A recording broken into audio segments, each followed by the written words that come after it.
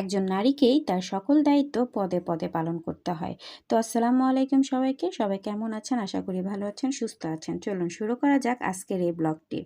আজকে কি দায়িত্ব পালন করলাম তা পুরোটি ব্লগ দেখলে আপনারা বুঝতে পারবেন। তো আমার হাজব্যান্ড আর আমার দেবর জুতা কিনবে, তাই আমরা শুরুতেই চলে গিয়েছিলাম অ্যাপেক্সের শোরুমে। এখানে সব কিছু ঘুরে ঘুরে দেখছিলাম, আর আমার বর আর আমার দেবর জুতার ট্রায়াল দিচ্ছিল। আর আমার মেয়েটা কি করছিল তা আপনারা দেখতেই পারছেন।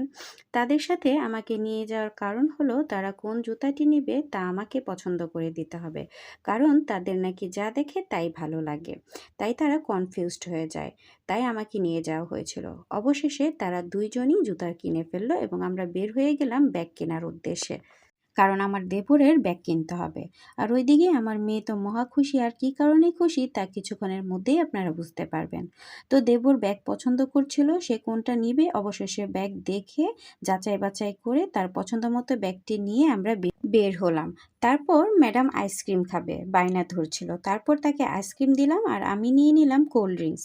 তারপর আমার মেয়ে পছন্দের জিনিসটি নিতে গেলাম। অনেকদিন যাবত আমার মেয়ে বায়না ধরছিল তাকে মেকআপ বক্স কিনে দিতে হবে।